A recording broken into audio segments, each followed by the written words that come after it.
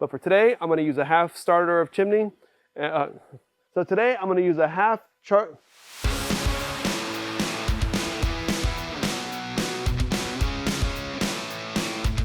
Hey everybody, welcome back to Lord Saunders Smokehouse, where we're talking about our old country barbecue pit's gravity-fed charcoal smoker.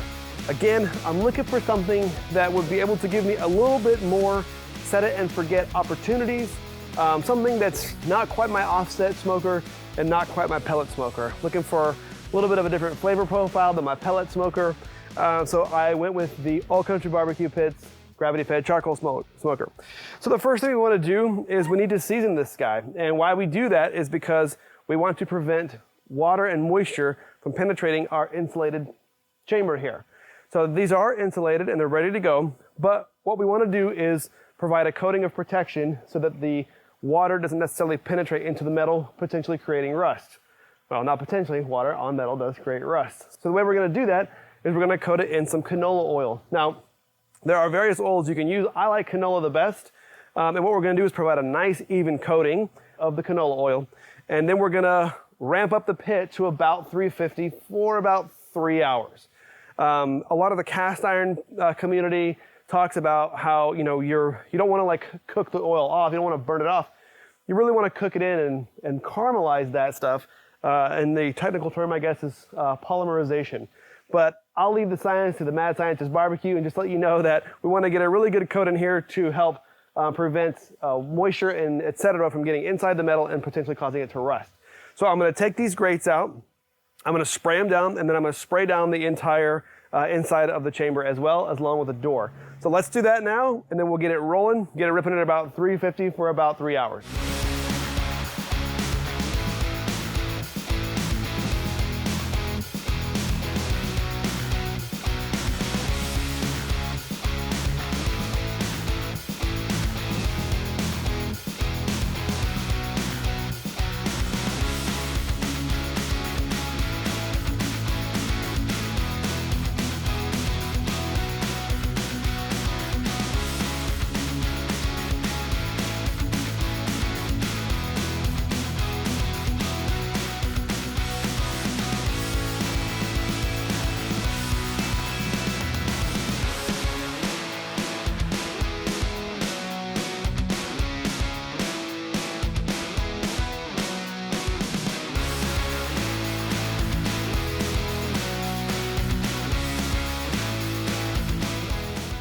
All right, she's all seasoned up and ready to go.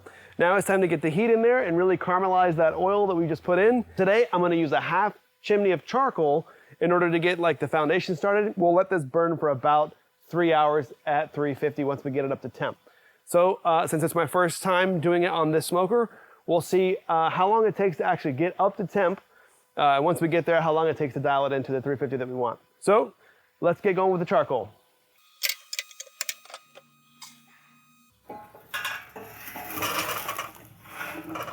This thing weighs about 1,000,000 pounds, so.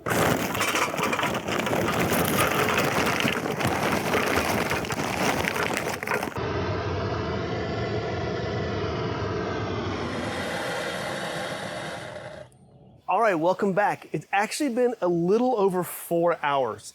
Like most of the things in my life, I have a really well-laid plan and then it all goes to shite. So we're back after 4 hours. The temperature has been incredibly stable.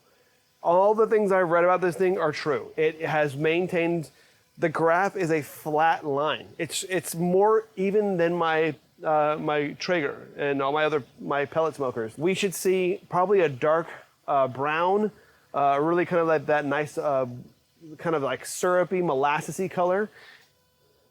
All right, you can see here, oh yeah, look at that nice brown, rich color you can see on the door here. It's more like a bronze mahogany kind of deal.